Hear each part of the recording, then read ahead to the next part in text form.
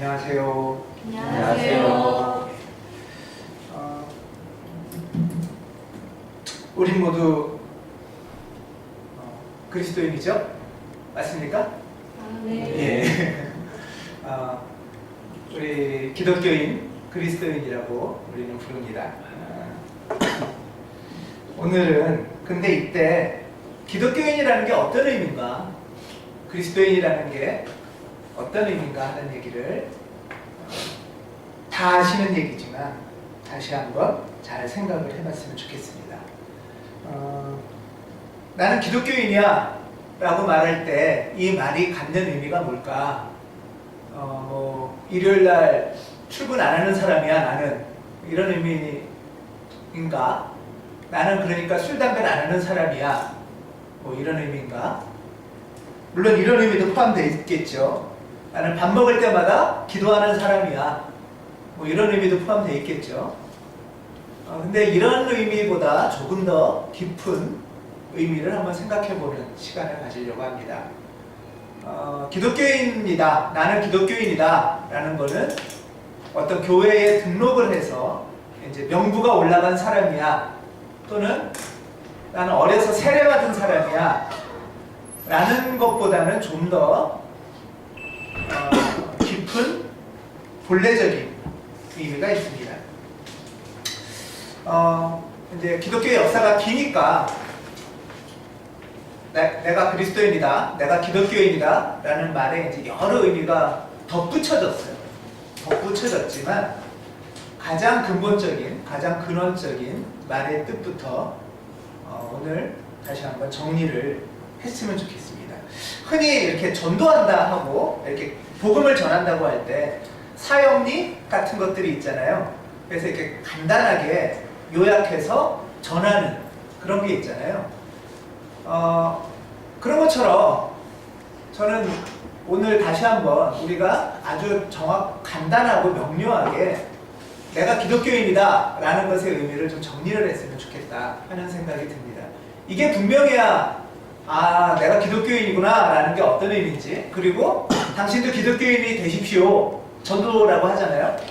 당신도 기독교인이 되십시오 할 때 이게 어떤 의미인지를 분명히 알 수 있겠죠. 그래서 오늘 저는 다시 이 근원적인 뜻을 좀 생각해 보려고 합니다. 우리가 3주간에 걸쳐서 지금 조금 더 이 본래적인 복음의 의미, 또 신앙인의 의미에 대해서 좀 생각을 해보고 있습니다. 내가 기독교인이다 라는 거에 가장 기본적인, 가장 성경적인, 쉽게 말해서 이런 의미는 뭐가 있을까요? 아주 단순하고 명료한 거는 여러 의미가 있죠. 사실 여러 의미가 있는데 가장 기본적인 성경의 복음서의 의미의 첫 번째는 뭐냐면, 나는 예수가 전한 소식을 믿는 사람이야 라는 뜻이죠. 이게 내가 기독교인이라는 뜻이에요. 왜 그러냐? 자, 다시 할게요. 기독교인이다 라는 거는 내가 복음을 믿는 사람이다 이런 말이잖아요. 그렇죠?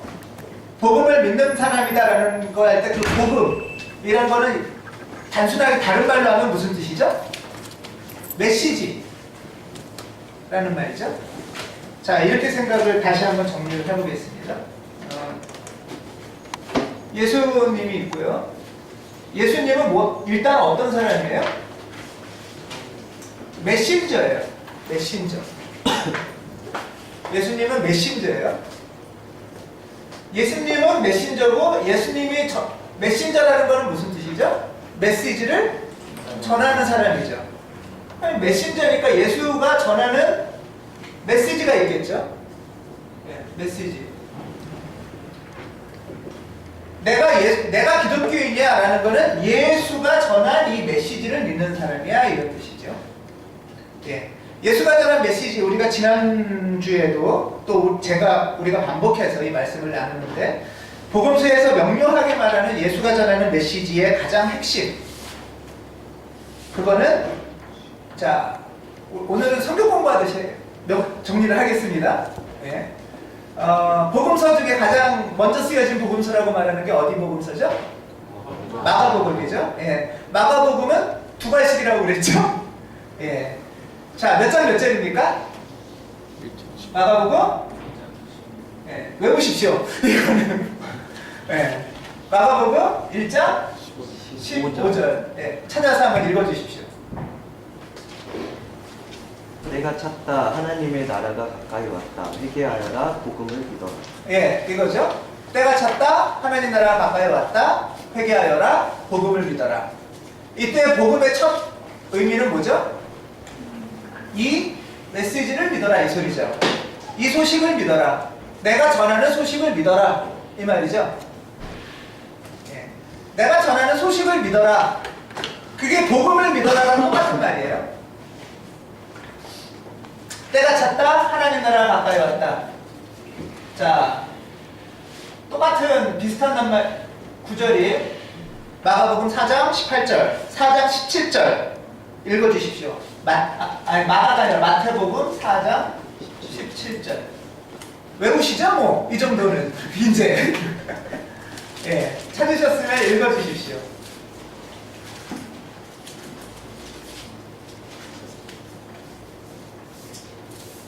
마태복음 4장 17절 읽어주십시오. 그때부터 예수께서는 회개하여라 하늘나라가 가까이 왔다 하고 선포하기 시작하셨다.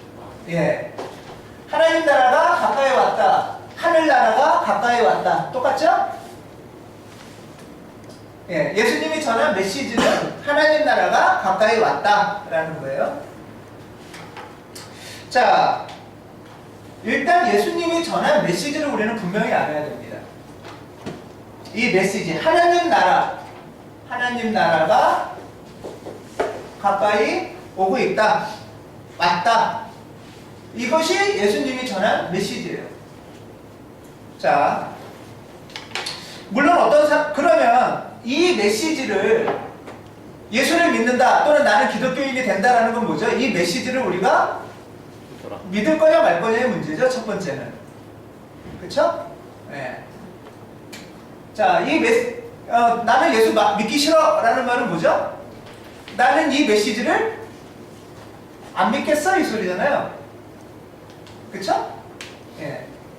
왜? 예수가 전한 이 메시지가 복음이라고 했는데 이 메시지를 기독교인이 되겠어 하는 소리는 나는 예수가 전한 이 메시지를 믿겠어. 나는 기독교인이 안 되겠어 하면 이 메시지를 나는 안 믿겠어 이 소리잖아요. 단순하게. 자, 그러면 결국 기독교인이 아닌 사람은 뭐죠? 이 메시지를 안 믿는 사람이에요. 자, 왜 안 이렇게 볼 수가 있어요. 이 메시지가 거짓말이니까 안 믿겠다는 사람이 있겠죠? 네. 거짓말이니까 안 믿겠다는 사람이 있을 거예요. 나는 이 메시지가 참이라고 생각하지 않아. 우리는 진리라는 말을 쓰죠. 참이라는 말, 진리라는 말 똑같은 말이죠. 우리는 이 메시지를 참으로 믿는 사람이에요. 이게 옳은 말이다. 하나님 나라가 오고 있다는 걸. 이것이 거짓인 사람들은 이것은 가짜야 라고 말하는 사람은 안 믿는 거죠. 그 다음에 이거를 믿기는 믿어요. 이 소식을 믿기는 믿는데, 하나님 나라가 오고 있다는 소식을 믿기는 믿는데 이게 굿뉴스냐 배드뉴스냐로 나누는 사람들도 있어요. 예를 들면 헤롯 같은 경우에는 하나님 나라가 오고 있다는 소식을 어디선가 들었어요. 그러고 나니까 어떻게 해요? 야, 이거 나쁜 소식이야. 2살짜리 이야 다 죽여. 이랬죠. 이 소식을 야, 이거 거짓말이야, 가짜야 이러는 사람도 있고요. 진짜라고 생각하지만 그럼에도 불구하고 이게 안 좋은 소식인지 좋은 소식인지로 나누는 사람들이 있는 거죠. 이해되십니까? 예. 기독교인이라는 건 뭐냐? 아주 명료하게 말하면 예수가 전한 이 소식을 참이라고 믿고 또 이 소식이 좋은 소식이라고 믿는 사람들이에요. 이것을 합쳐서 다른 말로 표현을 하는 거죠. 이 소식이 진짜 참 소식이고 좋은 소식이다. 이것을 다른 말로 뭐라고 부르죠? 복음이라고 부르는 거예요. 한마디로 말하면. 복음이라는 거는 두 가지 의미가 있어요. 예수가 전한 메시지가 거짓말이 아니고 참이야. 그 다음에 그게 우리한테 좋은 소식이야. 나쁜 소식이 아니고. 이것을 복음이라고 하고 결국 우리가 복음을 믿는 사람, 예수가 말했죠? 하나님 나라가 가까이 온다. 이 복음을 믿어라. 이게 참이고 굿이라는 거를 믿어라, 이 소리예요. 맞는 말이죠? 예. 자, 물론 이거에 대해서 잘 못 믿는 사람들이 있었어요. 이것에 대해서 잘 못 믿는 사람들이 지난주에 우리가 얘기한 것처럼 또 성시교를 읽은 것처럼 바리새파 사람들은 야 이거 거짓말 아니야?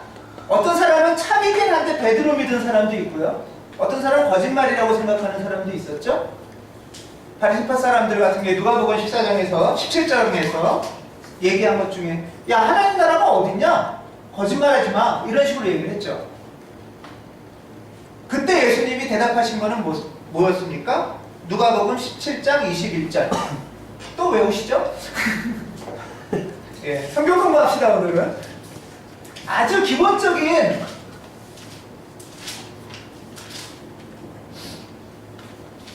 자, 왜 이걸 알아야 되냐면 나 예수쟁이고 나는 예수가 전한 복음을 메시지를 참이고 굿이라고 믿어. 그러면 여러분들한테 그렇게 얘기할 수 있잖아요. 하나님 나라가 어디 있는데? 거짓말 아니야? 이렇게 얘기할 수 있잖아요. 그렇죠? 우리가 기독교인이라는 것의 핵심은 이 메시지에 달려 있어요. 그럴 때 누가복음 17장 21절 한번 읽어주십시오. 또 보아라 여기에 있다 또는 저기에 있다 하고 말할 수도 없다. 보아라 하나님의 나라는 너희 가운데에 있다. 예. 자, 하나님 나라가 어디 있는데? 할 때 여러분들 뭐라고 대답을 하시겠어요? 하나님 나라는 우리 가운데 있다라고 얘기하는 사람이 기독교인이라는 거예요. 이게 참이고 진리라는 것을 말해야 되는 사람들. 최소한 이게 기독교인이다, 복음을 믿는 사람이다 라는 낱말의 뜻이에요. 아주 명료하게. 그렇죠? 예. 하나님 나라는 우리 가운데 있다. 이것은 중의적인 표현인데요. 우리 가운데. 첫 번째 뜻은 너희 안에 있다. 하나님 나라는 너희 안에 있다. 너희의 마음 가운데, 마음 안에. 너희의 중심. 마음의 한 중심. 심령의 아주 깊은 마음의 내 중심 안에 천국이 있다는 거예요. 하나님 나라. 그렇게 믿으시나요? 네. 그 다음에 두 번째는 너희들 가운데, 이 관계 가운데, 이 모임의 그 가운데 또는 사람과 사람의 사이사이에 하나님 나라가 있다는 거죠. 관계 가운데. 하나님 나라가 어디 있는데? 라고 할 때 하나님 나라가 내 마음의 이 한 중심에 있어. 이 깊은 가운데 있어. 나의 심령 한 가운데 있어. 그것을 유영보 선생은 가온이라고 얘기를 하는데요. 또 우리의 이 관계와 관계 사이에 이 가운데 계셔 라고 고백하는 사람들이 기독교인이고 복음을 믿는 사람이라는 뜻입니다.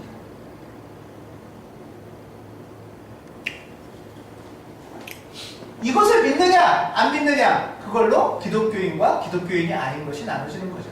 아주 명료하게 말하면 가온교회는 바로 이 메시지를 믿는 사람들의 모임입니다. 예수가 전한 메시지를, 예수가 전한 메시지 마가복음 1장 15절에 이 메시지를 참이고 굿이라고, 복음이라고 믿는 사람들의 모임이고, 사람들이 야 하나님 나라가 그게 굿이라고 참이라면 어디 있는데? 라고 말할 때 적어도 내 마음의 중심에 하나님 나라가 있어.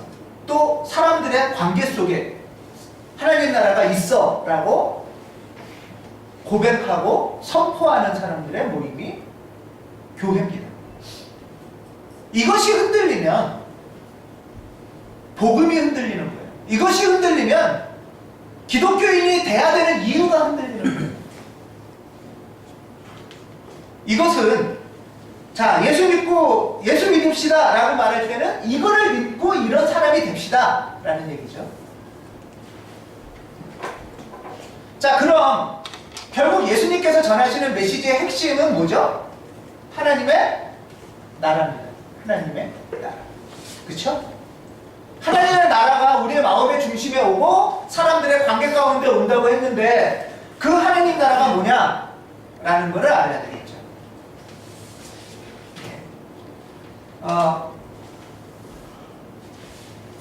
다 외우셨죠? 지우겠습니다.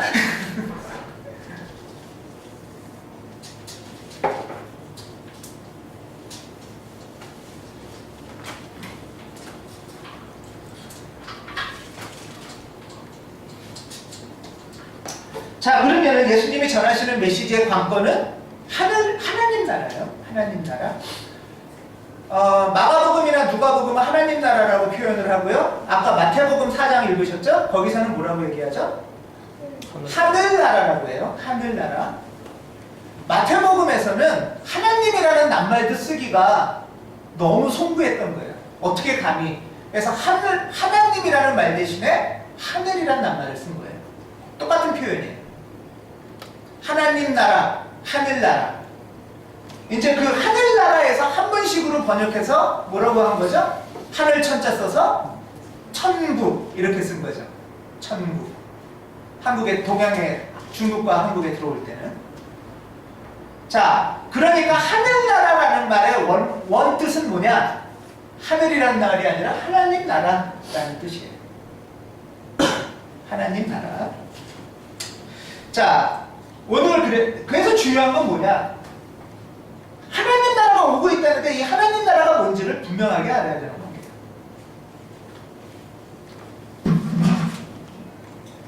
자, 하나님 나라, 그리스어로 하나님 나라가 신학생이 많아서 뭐죠? 새 나라? 이런 질문 안 했으면 좋겠죠? 그리스를 안 배워가지고 아직. 아, 그 헬라어는 아직 안 배웠네.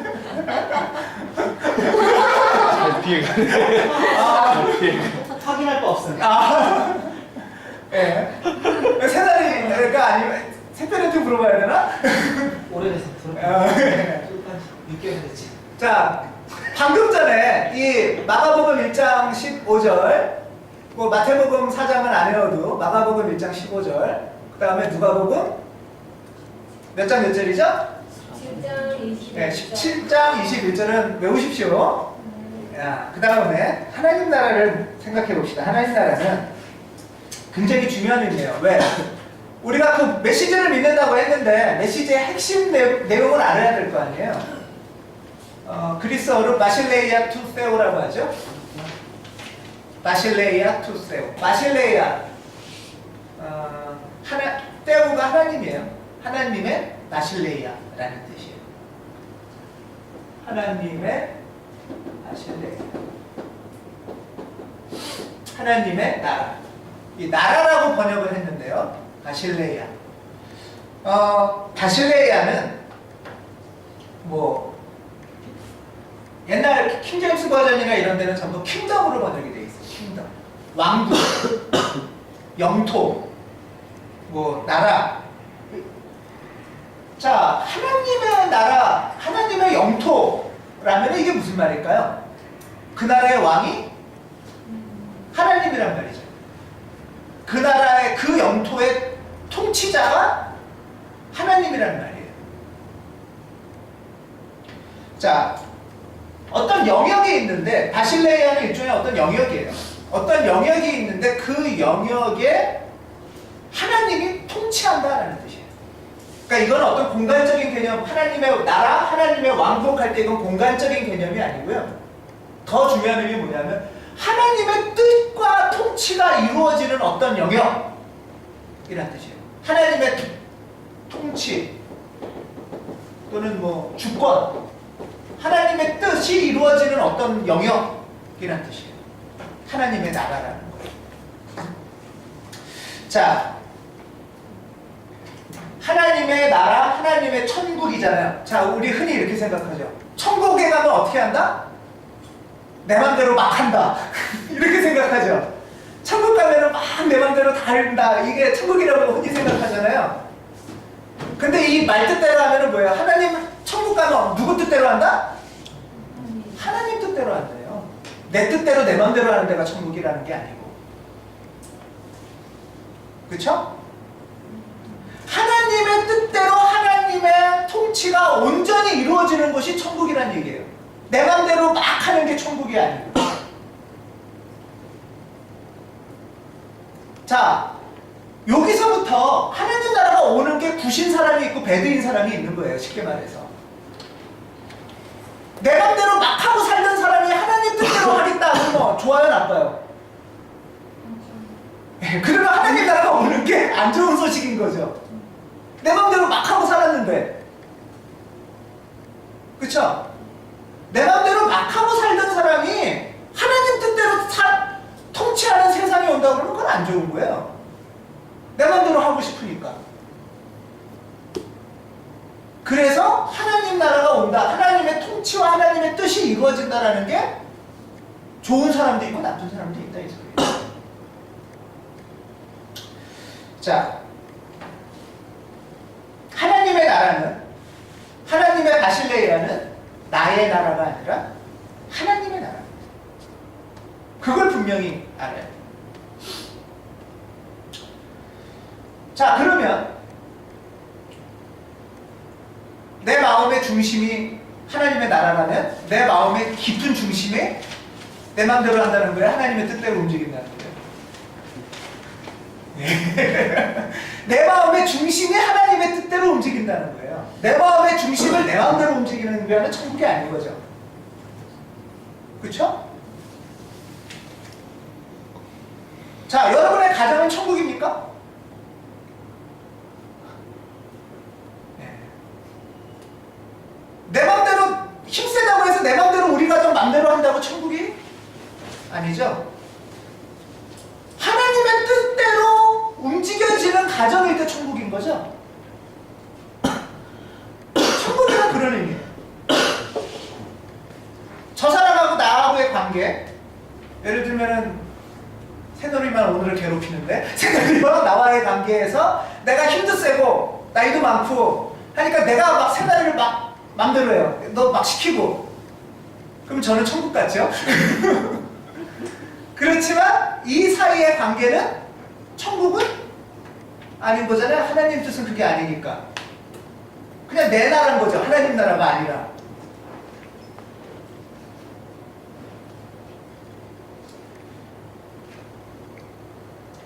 하나님의 나라라는 건 하나님의 주권이 이루어지는 것입니다.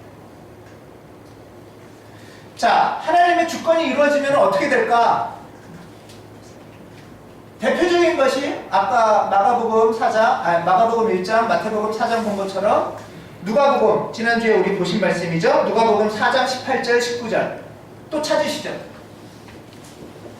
4장 18절, 19절. 찾으셔서 읽어주시기 바랍니다. 하나님의 나라가, 하나님의 주권이 이루어지면 어떻게 되는 건가? 이 세상이. 읽어주십시오. 예. 주님의 영이 내게 내리셨다. 주님께서 내게 기름을 부으셔서 가난한 사람에게 기쁜 소식을 전하게 하셨다. 주님께서 나를 보내셔서 포로된 사람들에게 해방을 선포하고 눈먼 사람들에게 눈점을 선포하고 억눌린 사람들을 풀어주고 주님의 은혜의 해를 선포하게 하셨다. 예. 하나님 나라가 오면 어떻게 되는가의 대표적인 누가복음 첫 말씀은 4장 18절 19절의 이 말씀은 하나님이 통치할 때 우리 삶이 어떻게 될까를 보여주는 대표적인 상징적인 표현입니다. 하나님 나라가 오면 가난한 사람은 삭감이 되고 요즘 말로 하면 개인 회생이 되는 거죠. 포로는 어떤 포로라고 했어요? 전쟁 포로죠. 전쟁 포로라는 거는 일단 내가 가기 싫어도 전쟁터까지 나라가 시키니까 끌려가는 거예요. 거기다가 전쟁이 져. 그부터 이제 남의 나라한테 끌려가. 이런 인생인데 풀어난다는 거는 전쟁이 일단 멈춰진다. 국가간 전쟁이 멈추는 것을 말하고 고향으로 돌아오는 것을 말합니다. 눈먼 사람, 이거는 어떤 장애 또는 몸의 신체의 어떤 어그러짐이 온전함으로 바뀐다는 얘기겠죠. 감옥에 수감된 사람들, 이 사람들은 일종의 광복절 특사처럼 사면복권되는 겁니다. 굉장히 하나님 나라가 온다는 게 정치적이고 경제적이고 사회적이고 그런 거 아니겠어요? 뒤집어지네요, 세상이.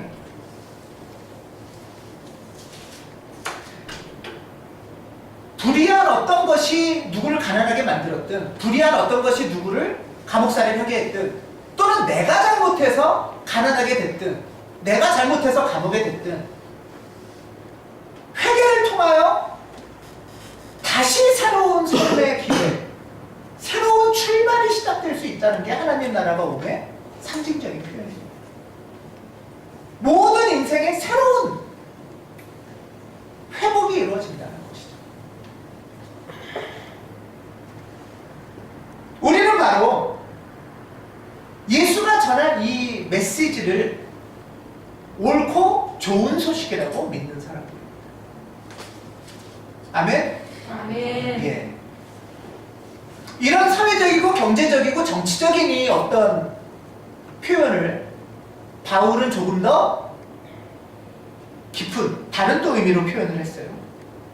로마서 14장 17절. 로마서 14장 17절 찾아서 읽어주시기 바랍니다. 하나님의 나라는 먹는 일과 마시는 일이 아니라 성령 안에서 누리는 의와 평화와 기쁨입니다. 예, 아멘. 이런 누가복음의 이러한 표현을 바울은 성령 안에서 누리는 뭐라고요? 정의, 평화, 기쁨. 이게 하나님의 나라라는 거예요. 하나님이 통치하시면 정의, 평화, 기쁨이 누려진다는 거예요. 로마서는 바울은 하나님 나라를 이렇게 표현했어요. 아주 명료하게. 정의롭고 평화롭고 기쁨. 예수를 왜 믿냐? 예수의 메시지를 왜 믿냐? 예수의 메시지를 믿으면 이걸 믿는다는 얘기예요. 나는 정의롭게 살고 싶고 평화롭게 살고 싶고 기쁘게 살고 싶으니까 라는 표현이기도 한 거죠.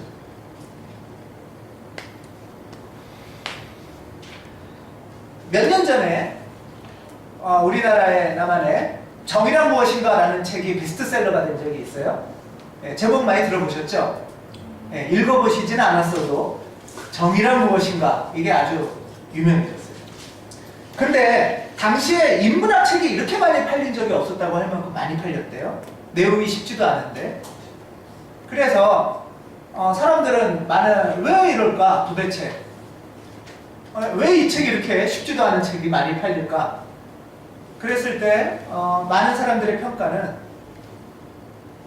많은 야만의 사람들이 진짜 정의가 뭔지 정의에 목마르고 의로움에 목마르고 그것을 찾고 싶은 마음에 이 책이 이렇게 선풍적인 인기를 끌었다. 이런 평가들을 하더라고요. 저는 옳은 평가라고 생각을 합니다. 그런데 이런 베스트셀러, 그 책을 쓴 사람이 뭐 하버드의 교수라고 합니다. 근데 저는 여기서 하나 그 현상에서 생각이 드는 게 많은 사람이 나만의 많은 사람들이 정의가 뭐냐? 정말 정의롭게 살고 싶은데 정의에 목마르하고 궁금해하고 묻고 싶은데 그럼 어디서 물어야 되죠? 여러분 같으면은 정의가 목마르고 정의가 궁금하고 정의에 대해서 누군가와 얘기하고 싶은데 어디서 누구하고 이 얘기를 해야 될까요? 하버드대 교수? 아니면 서울대나 명문대학교의 교수나 학생들? 우리나라가 지금 그렇게 정의가 무엇인지 목마른 게 서울대 출신과 명문대 출신들이 지도자가 안 돼서 그런가요? 더 열심히 특목고도 보내고 외고도 보내고 뭐 이래서 공부를 더 가르칠수록 정의가 실현되는 걸까요?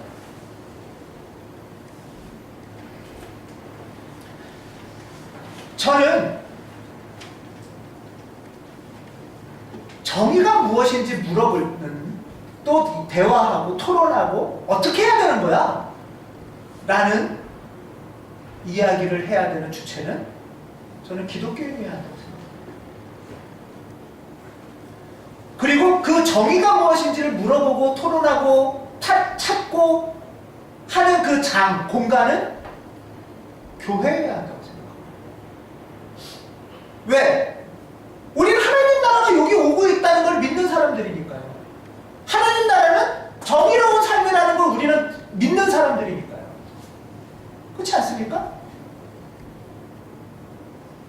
대학 교수도 이렇게 정인 이런 거야. 또 뭐 누구도 정인 이런 거야. 이렇게 막 말할 때 야, 우리는 2000년간 정의에 대해서 묻고 믿고 고민하고 토론한 사람들이야. 같이 얘기해보자 라고 얘기할 수 있는 공간, 사람은 교회 아니에요? 우리가 여기가 지금 정의로운 삶이 오고 있다는 걸 우리는 믿는 사람들이잖아요. 예수의 메시지를 믿는 사람들이잖아요. 근데 한국교회는 우리는 정의에 관심도 없고 정의의 토론과 정의의 대화의 자리에서 오히려 빠져버려요. 하나님 나라가 없이 뭘 믿습니까? 기독교인은.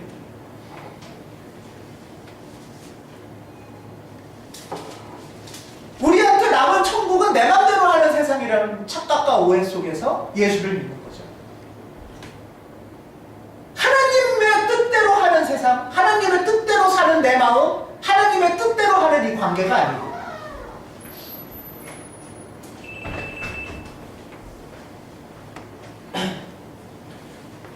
예수를 믿는 사람은 정의를 얘기하는 사람들입니다. 정의가 우리 가운데 이루어지는 것을 선포하는 사람들인 거죠. 뭐가 정의인지 고민하는 사람들이죠. 왜? 그게 하나님 나라가 오고 있다는 걸 믿는 복음이니까. 그러면 결국 니네 왜 예수 믿니? 그러면 니네 왜 기독교인이니? 그러면 정의로운 삶이 뭔지 알아가려고. 예수 믿을수록 우리의 삶이 정의로워지니까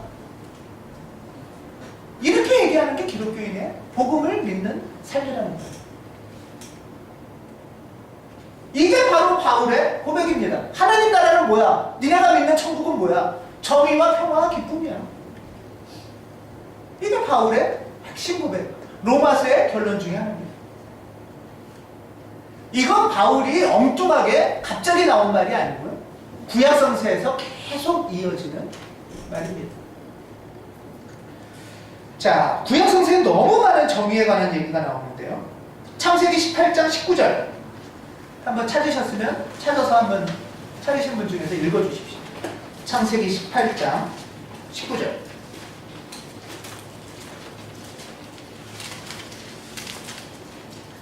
몇 가지 대표적인 말씀만 보겠습니다.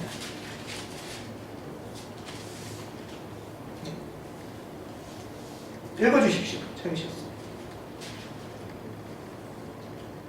내가 아브라함을 선택한 것은 그가 자식들과 자손을 잘 가르쳐서 나에게 순종하게 하고 옳고 바른 일을 하도록 가르치라는 뜻에서 한 것이다.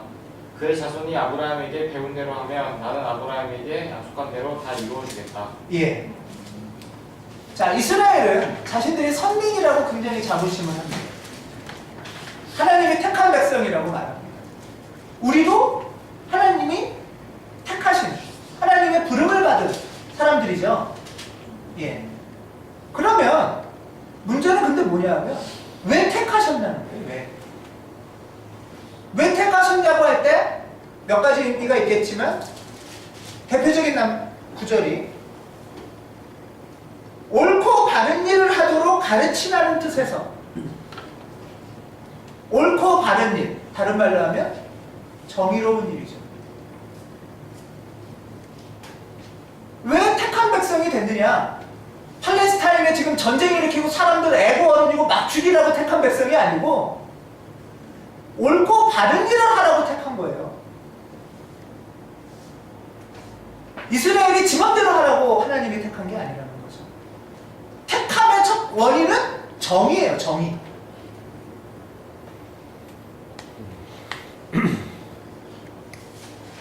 자, 이 정의는 그러면 뭘까? 구약에서 말하는 정의의 또 대표적인 걸 하나 보겠습니다. 레위기 9장 15절. 19장 15절 가주십시오. 레위기 19장 15절.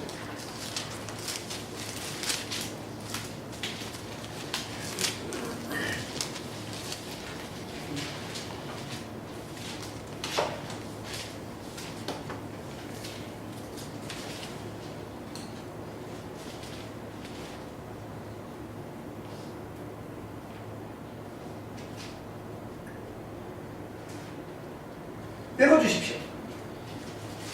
재판할 때에는 공정하지 못한 재판을 해서는 안 된다. 가난한 사람이라고 하여 도둑하거나 세력 있는 사람이라고 하여 편들어서는 안 된다. 이웃을 재판할 때에는 오로지 공정하게 하라. 예.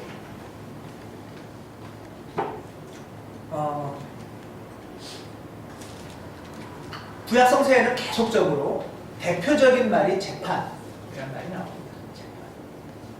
재판이라는 것은 옳고 그름을 분별하는 거죠. 뭐가 옳을까? 뭐가 그럴까? 우리가 믿는 하나님은 옳고 그름에 대해서 굉장히 선명하고 분명하게 강조하시는 분입니다.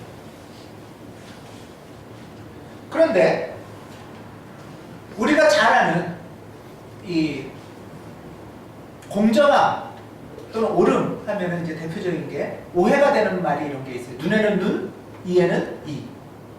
이게 무슨 뜻이죠? 당한 만큼 갚아라? 네. 원래 그 말의 뜻은 네가 힘이 암만 세도 당한 것 이상으로 걔를 복수하지 말라는 뜻이죠. 눈에는 눈, 이에는 이는 뭐냐면 네가 암만 힘이 세도 권력자나 강한 사람도 네 마음대로 해서는 안 된다는 뜻이에요. 눈에는 눈, 이에는 이라는 뜻. 네가 당했으니까 가만히 있지 말고 막 가서 막 부셔라 라는 뜻이 아니고요. 이거는 눈에는 눈, 이에는 이는 뭐냐면, 그리고 하나님의 정의는 뭐냐면 내 마음대로 하고 싶거나 할 수 있어도 하나님의 정의 때문에 그러지 않음을 얘기합니다. 힘이 센 사람 입장에서 여러분들 중에서도 내가 마음대로 할 수 있지만 하나님 뜻 때문에 내가 마음대로 안 하는 것, 이것이 옳음의 영역이에요. 마음대로 할 수 있는 힘이 센 사람들에게 하는 말이에요. 자, 한 가지만 더 보겠습니다. 신명기 24장 13절입니다. 신명기 24장 13절.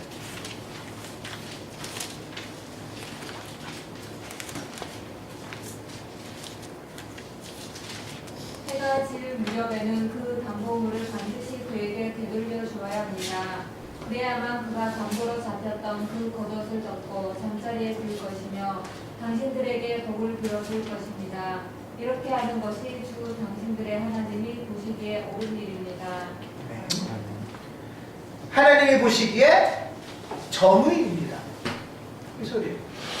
이게 하나님의 정의입니다. 이 상황은 어떤 상황이냐면 가난한 사람과 부자가 있죠. 채무자와 채권자가 있어요. 가난한 사람이 빚을 지는데 담보물을 맡기죠. 근데 이 사람이 너무 가난해서 맡길 게 없어요. 결국은 겉옷을 맡깁니다. 겉옷을 맡기는데 이스라엘의 밤은 굉장히 춥다고 합니다. 더군다나 가난한 사람이니까 자기 집이 뜨뜻하게 집이 있는 사람들도 아닐 거예요. 그냥 그 담요 같기도 하고 겉옷 같기도 한 그 외투 하나로 이 사람은 추운 밤을 나야 되는 사람이에요. 자, 그럴 때 그 사람이 어떻든 내가 돈 꿔줬으니까 담보물을 잡는 게 정의야 라고 주장할 수도 있겠죠. 하지만 하나님의 정의는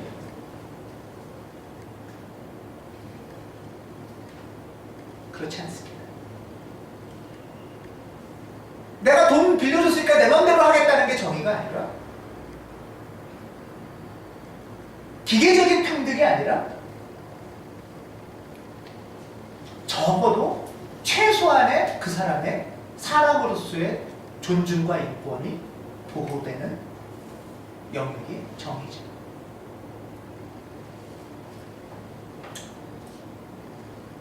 하나님의 정의, 하나님의 나라,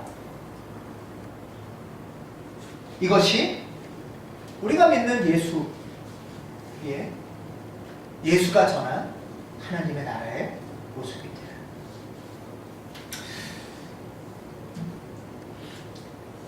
이 정의로운 상태, 누가복음의 4장에 말했던 상태, 또 지금 신명기나 이런 데서 말하는 이 정의가 이루어지는 상태를 구약에선 다른 말로 뭐라고 하죠? 구약에서 그걸 다른 말로 샬롬이라고 합니다. 샬롬. 이 정의가 이루어지는 상태를 샬롬의 상태라고 합니다. 샬롬을 한국말로 번역하면 평화입니다. 그래서 이 평화는, 성서에서 말하는 평화는 정의로운 평화를 말합니다. 정의가 이루어지는 평화. 흔히 평화 하면은 그냥 겉으로 잠잠하고 뭐 문제 없고 겉으로 보기에 시끄럽지만 않으면 평화라고 얘기를 하지만, 기독교에서 말하는 평화는 그런 평화가 아니고요. 정의가 이루어지는 평화를 말합니다. 정의를 이루려고 애쓰는 평화.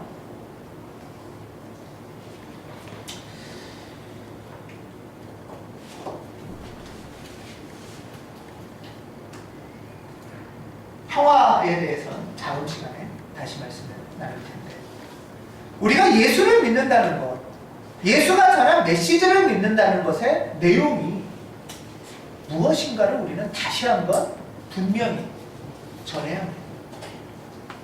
너 예수 왜 믿는데? 천국 가려고. 천국 가서 뭐 하려고? 내 맘대로 살려고. 그건 성경에 예수 믿는 게 아니잖아요. 너 예수 왜 믿는데? 정의롭게 살려고. 예수 왜 믿는데? 평화 이루려고. 그게 누구 뜻인데? 하나님 뜻에 순종하려고. 그게 내 마음의 중심으로 있고 우리 가운데 이룰 것을 믿는 사람이 예수를 믿는 사람이라는 거죠. 그러자고 세상에 예수 믿자고 초청하고 권하고 이 평화를 일구자고 하는 것이 나 기독교인이야 라고 말하는 본래의 의미입니다. 다시 한번 우리가 나 기독교인이야 라는 것의 의미가 뭔지, 그리고 그러면 이제 그 부르심에 내가 어떻게 응답해야 되는 건지. 우리 교회 3주년을 앞두고 우리가 왜 모였는지 한번 돌아보는 시간, 계기가 되셨으면 좋겠습니다. 기도하겠습니다.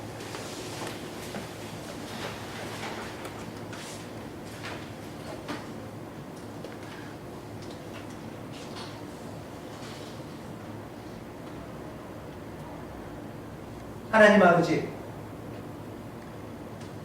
예수를 통하여 내 삶이 정의롭고 평화롭고 기쁜 삶으로 이루어질 것을 믿기에 예수를 그리스도요 주로 고백합니다. 우리를 그렇게 부르셔서 우리의 심정 깊은 한가운데 또 우리의 삶의 관계들 가운데 당신의 나라가 이루어질 것을 믿습니다. 주님, 당신의 부르심에 감사하고 복음을 믿는 자로서 응답하는 것이 무엇인지 다시 묻고 기도하며 나아가도록 우리에게 강권하고 성령께서 강하게 임하여 주시옵소서. 아멘. 우리 구주 예수 그리스도의 이름으로 기도드립니다. 아멘.